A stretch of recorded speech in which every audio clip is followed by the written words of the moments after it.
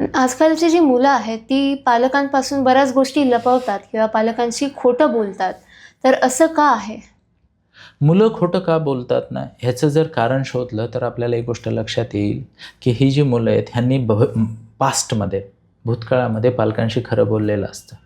जे काही झालं, ते झालं की आल्या-आल्या सांगितलं, "मम्मी, मम्मी आज असं झालं. मम्मी, मम्मी आज तसं झालं." आणि मम्मीनी त्याला काय रिप्लाय दिला? "तूच काहीतरी केलं असशील" किंवा ब्लेम केलं, कंप्लेन केली, त्याच्या कानाखाली एक मारली, मारतात. ओके. म्हणजे हे बाहेर दाखवायला ठीक आहे, की आजकालच्या मुलांना मार पडत नाही, पण ठोकणाऱ्या मम्मी खूप ठोकतात. तर पालकांनी जेव्हा मुलांनी प्रामाणिकपणे पालकांसमोर आपले मुद्दे मांडले, अडचणी मांडल्या किंवा आपल्या झालेल्या चुका मांडल्या, ब्लंडर्स झालेले मांडले, तेव्हा पालकांनी कसं रिॲक्ट केलं हे फार महत्त्वाचं आहे.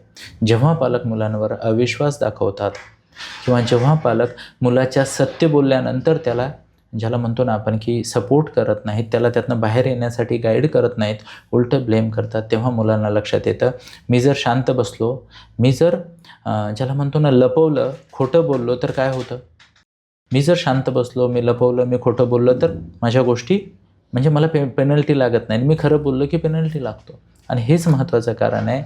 जे पालक मुलांना प्रॉपरली हँडल करत नाहीत, त्यांची मुलं निश्चितपणेच, ज्याला म्हणतो आपण, की खोटं बोलायला सुरू करतात, लपवायला सुरू करतात. पालकांनी हा मुद्दा खरंच खूप खूप सिरियसली घेणे आवश्यक आहे. आजकाल पालक जे आहेत ते मुलांच्या भविष्याची अति काळजी करतात. तर हे कितपत बरोबर आहे? हे बघा, एक नियम आहे, की चिंता करून कोणाचंच भलं नाही झालं. चिंतन करून भलं होऊ शकतं. तर मुलाच्या भविष्याची काळजी करणं आवश्यक आहे आणि स्वाभाविक पण आहे. पण काळजीचं रूपांतर चिंतेमध्ये नाही होऊ द्यायचं. काळजीचं रूपांतर चिंतनामध्ये व्हायचं. एक्झाम्पल, मुलाचं भविष्य घडवायचं तर काय? सिंपल गोष्टी आहे. C-पॉवर फॉर्म्युला यूज करा. त्याची स्ट्रेंथ आयडेंटिफाय करा.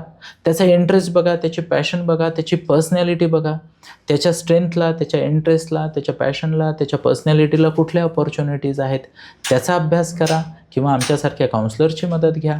प्लस रिसोर्सेस काय लागणार आहेत त्या दृष्टिकोनातून तयारी करा. संपला विषय.